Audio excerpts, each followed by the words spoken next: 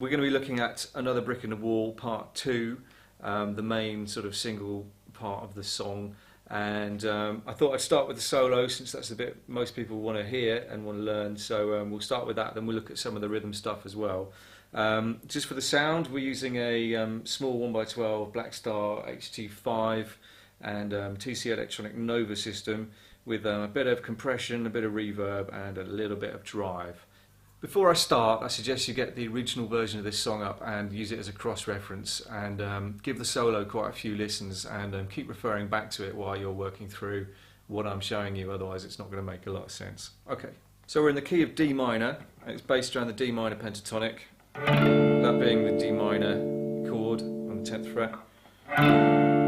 There's the other one, and there's the open position. Okay, so we're in this D minor pentatonic shape that you should already know if you're going to attempt this solo.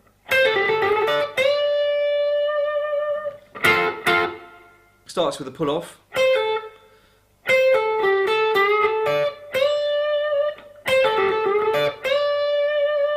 Really slowly that goes.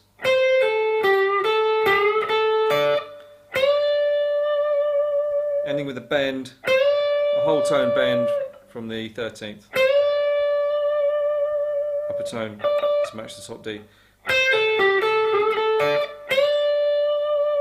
So you've got pull off, then picked, then you're just kind of raking across these two strings.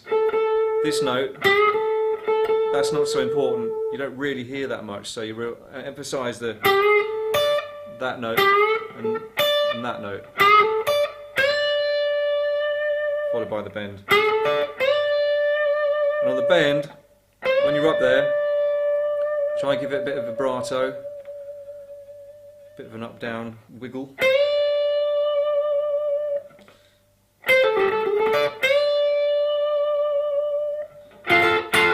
And then it finishes off with a flat finger across the 10th on the second and third strings. And then I'm muting with the right hand. There's a lot of muting going on here.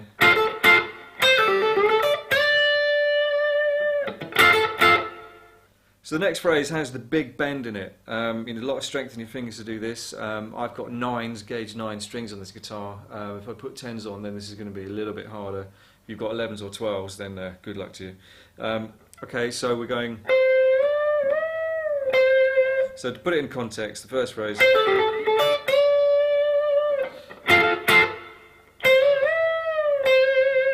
Actually it's...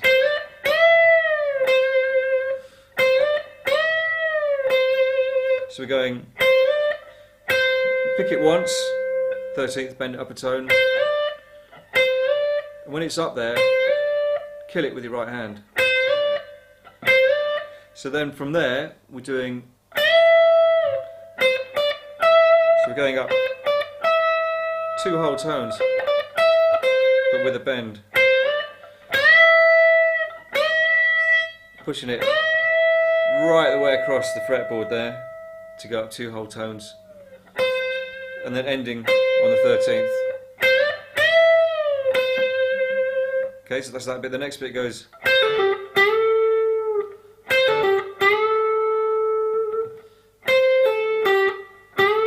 Which is a bit like the first phrase. So we got.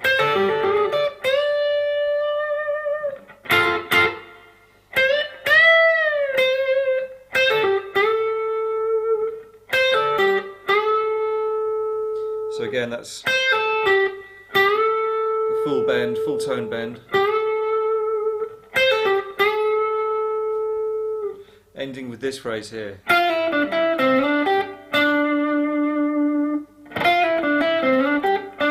you heard the raking I was doing there.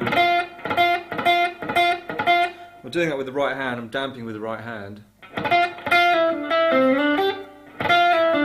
So basically we're still with the same scale, but we're moving from the D minor in that position to the D minor, or D minor 7 in that position. So we're going down there. So he jumps between these two positions. So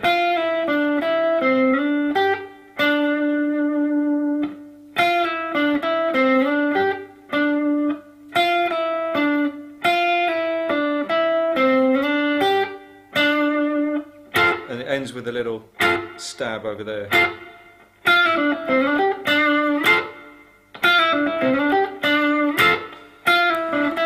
So that's a slide up to the E. Not the E note, but as if we're applying an E chord. That is in fact a G. So carrying on from that last phrase, I'll put it in context.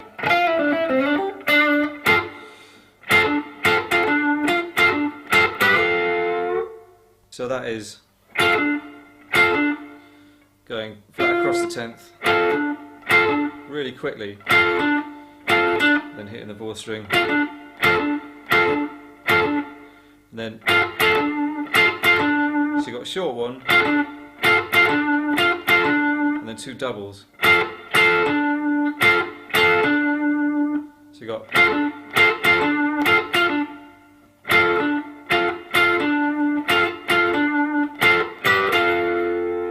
the last phrase. It's actually a pull off. It's on the 10th, flat on the 12th,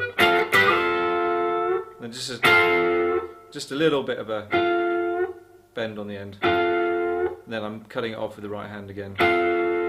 So we got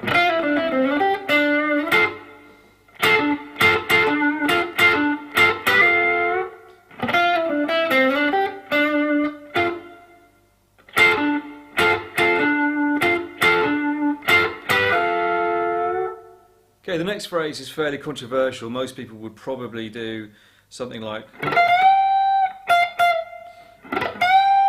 some sort of raking across here. On closer analysis, I found that he actually hits that note there on the 3, 5, 7, 9th fret on the third string, and then it's like a dead string. Second string is dead, followed by an E, so it's like an octave thing before the bend. But it's so fast that you probably wouldn't even notice it, and most people would get away with just doing like a damped rake across.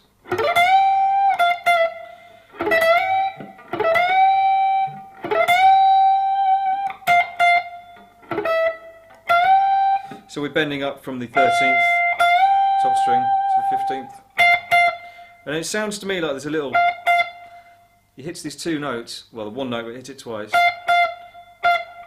There's a tiny little, almost a pull off, but he's just taking his finger off. But to my ears, I sometimes can hear a bit of an E. You're coming in quietly at the end there, but you may not even hear that. So, okay, I'm going to put that more in context, so we'll hear the bit before, which goes.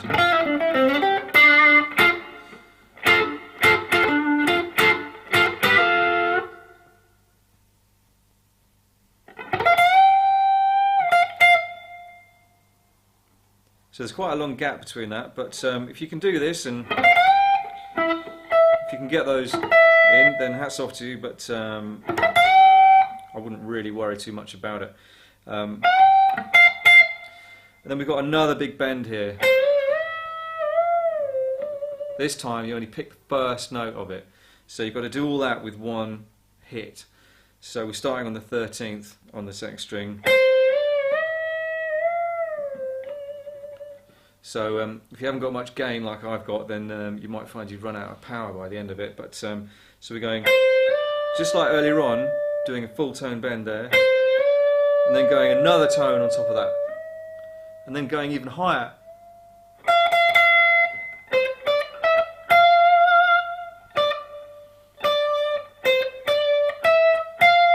So we're going up a tone, up another tone, and then right up there.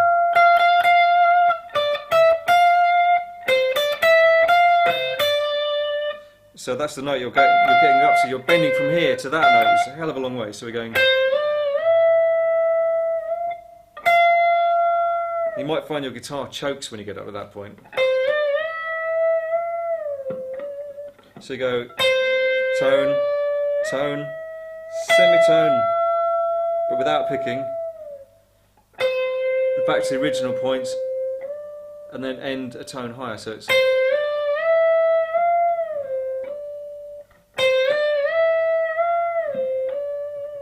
And you might notice that I'm using this finger as well to dampen the string next to it. Otherwise it might sound like this. You hear other strings ringing, you don't want that. So use your other fingers to sort of help you mute other things that are going on. I've also got my right hand sitting on these lower two strings as well, which again helps to kind of keep things in control.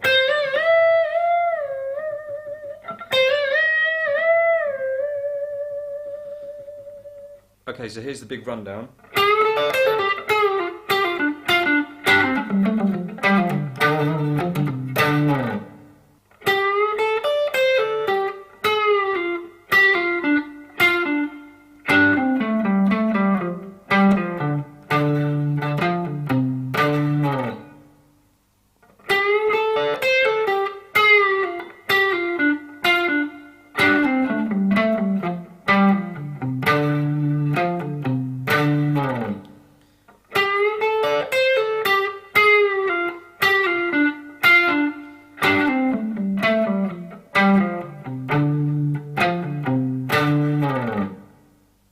Okay, the next bit, I'll just put it in context for you.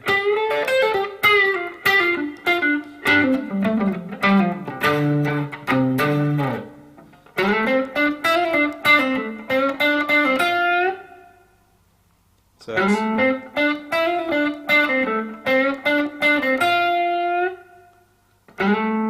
again, down in this fifth position for the D.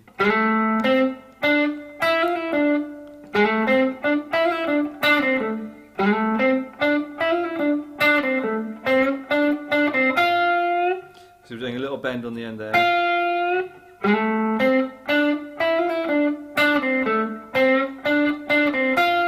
I did a little bend here as well.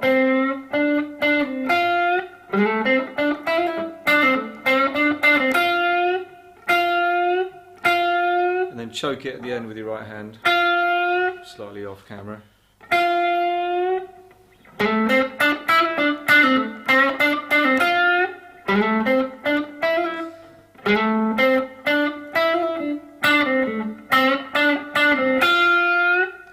And then you're back up here. Okay, so we've got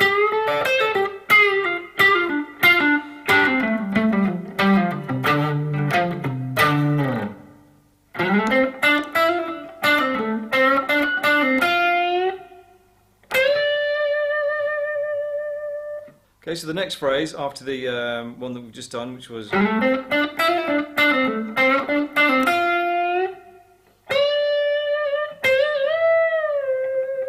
so that big bend again. So it's like a quick. So you're not bending slowly up to that note, it's like a quick bend. 13th fret up to the 15th. So, and then we're doing that big bend, tone, another tone, and then back to where we started.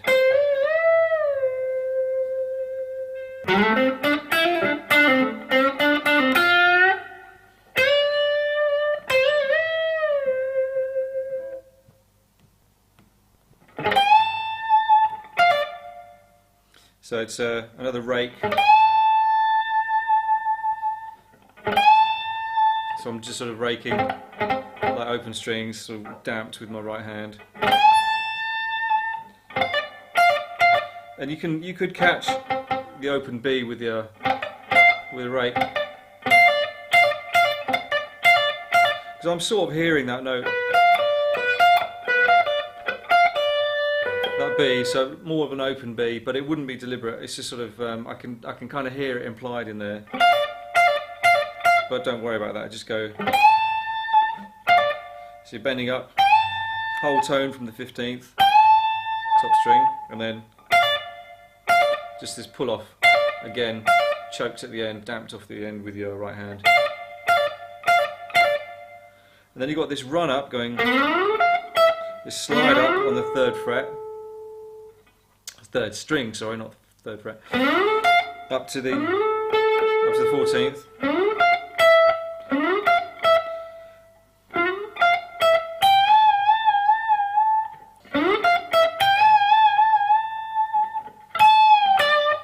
so that slide, 13th, 12th, and then 15th.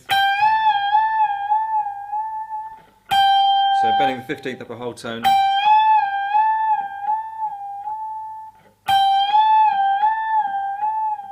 So 4 of those, and you pick the first one, and then when you get the top, hold it, and you'll hear that ringing underneath it. This is the noise of the next string. That's what you can hear on the record. And then it comes down back to 15th, and then resolves on the 15th on the next string.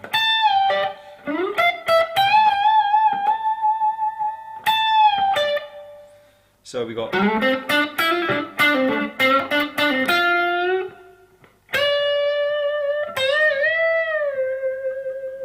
1, 2, 3.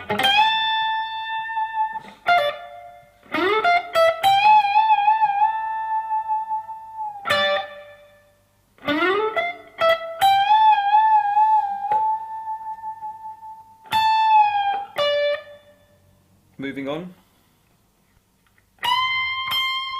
Big bend. What phrase is that? 12, 15, 17, 18th.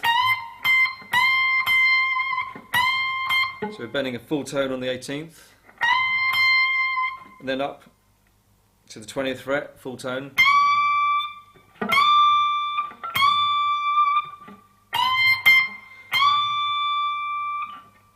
And then this pull off like we had earlier on, but here.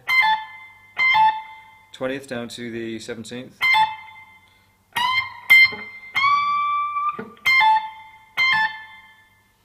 So I'll just put that in context.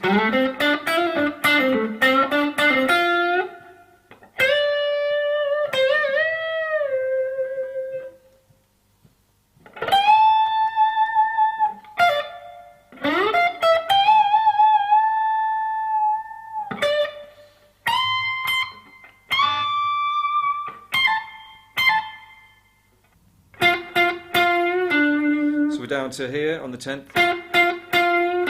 Again, quite percussive as the solo is. And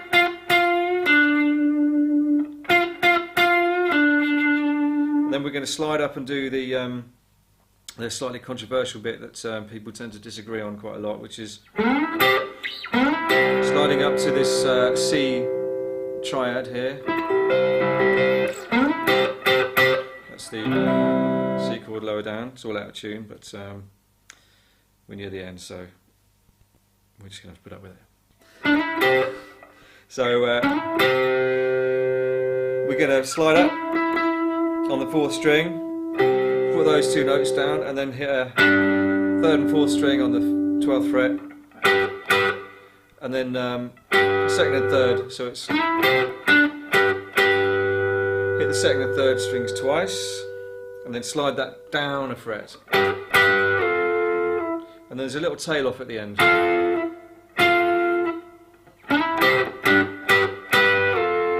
it's all about the rhythm and the kind of percussiveness of this.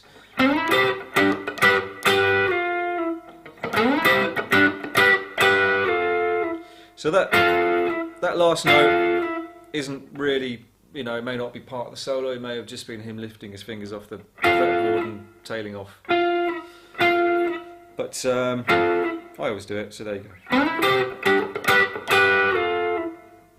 Okay, the last phrase goes. So we're going.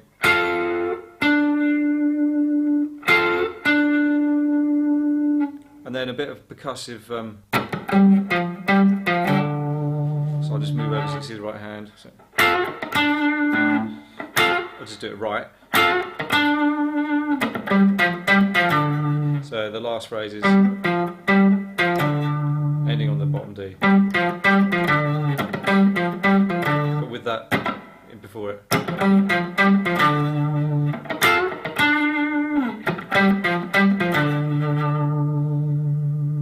So going right back to earlier on, I'll put that end bit in context for you. So we got.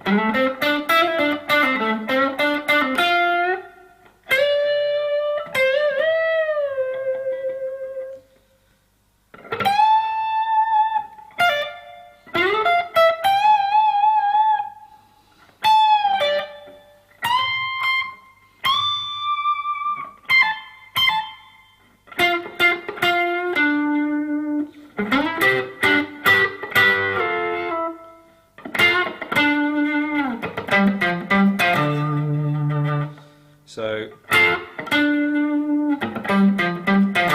finish off, slide off. Okay, now it's time to look at the rhythm parts for this song. We're going to look at the verse first of all, which is based around this D minor chord with the bar on the 5th fret on the A string being a root of the D. And it's based around these two alternating patterns. One happens with the vocals and the other one happens when there aren't any vocals. So they switch back and forth. So the first one is... So that's the first part, which you've got this down, up, and then you want to damp the strings with your right hand. So it's down, up, and then damp. It's quite a quick flick up. So long downstroke, and then damp. And then two short downstrokes with the damp after each one. So it's...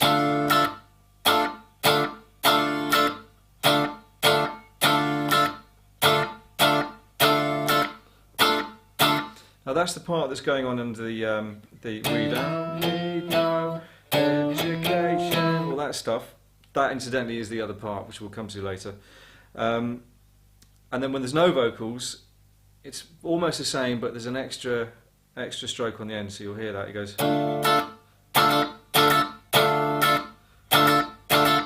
So whereas before we had, now we've got. So it's down, up, damping in between. So putting them together, you've got.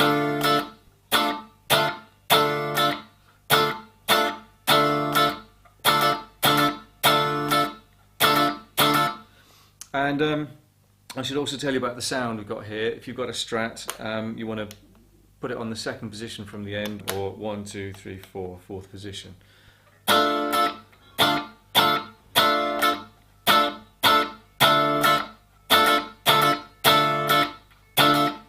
So throughout the verse, those two patterns alternate, and then we go to the G chord. And you've got 3 guitar parts going on during that G chord, but the one that goes along with this part, the continuation of this particular part, would be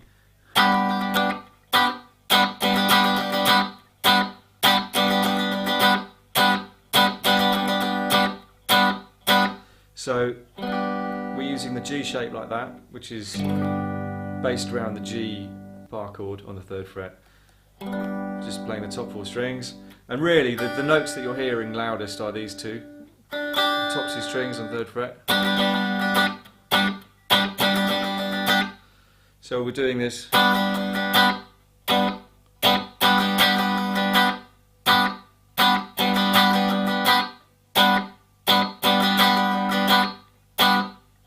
First one is. Notice the second one has the extra bit on just before it. So the first one is. And the second one is.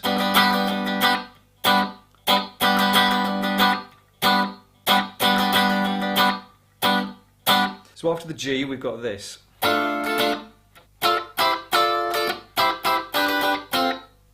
So it starts with on the D, and then just a D minor across the 10th. All really choppy, really cut off. And then we've got what is a C triad, flat across the top 2 strings on the 8th fret, 3rd finger on the 9th.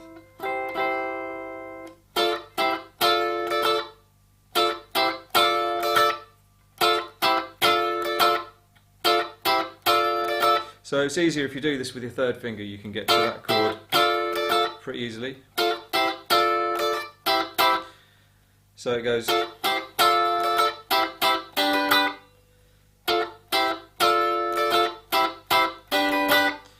So we got and then, which is a D shape from D, which is down there.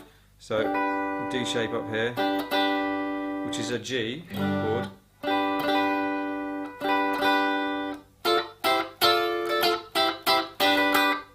And then that moves down 2 frets.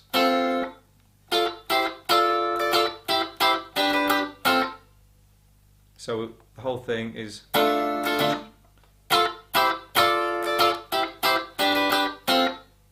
Okay, and from there we're going to an F chord. You could do it there, but I found it easier to do it there. And then we're going to a C chord. So the F shape is almost the same as the original D minor we were doing, but without your little finger. That would be the full chord.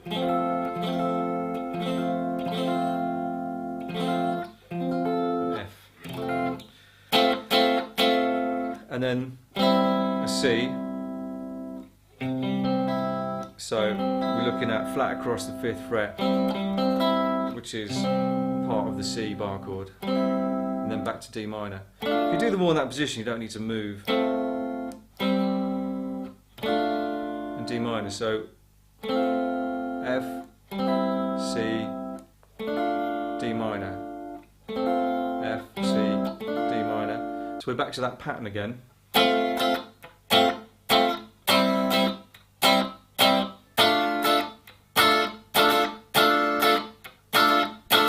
Notice the F and the C with the short versions, stab, stab, and then same again, and then this one. You find that with this D chord, often you don't really hear that top string, so I tend to concentrate more on these 3 strings here. Sometimes you might hear that note ring through, but it's not really so prominent. You want to really concentrate on the middle 3.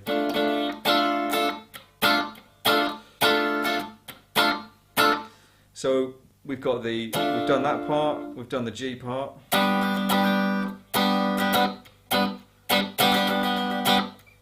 We've also done the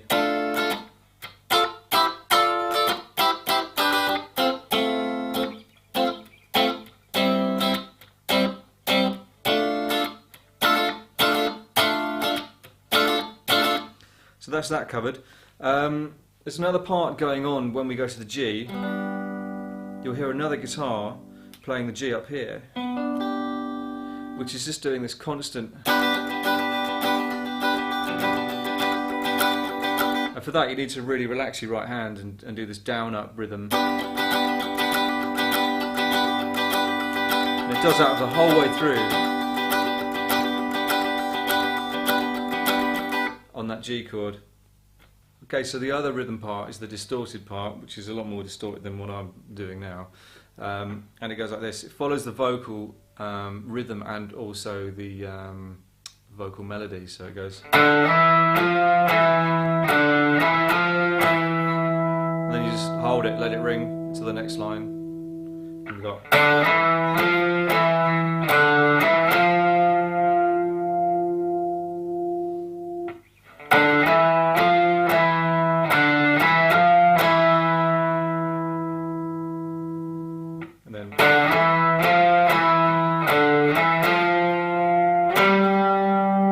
That's the G, so when the rest of the band are all playing the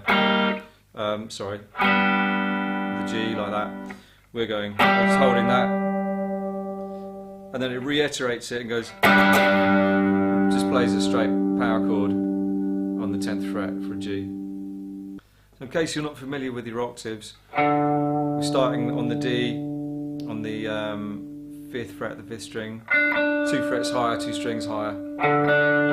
Mute the note in between using your first finger. We're going up 2 frets, up 1 fret,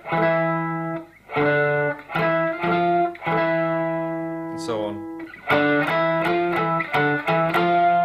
And then to the G, up on the 10th. Okay, the chorus chords are F, just an F power chord, C power chord, and then a D power chord. Repeated. F power chord,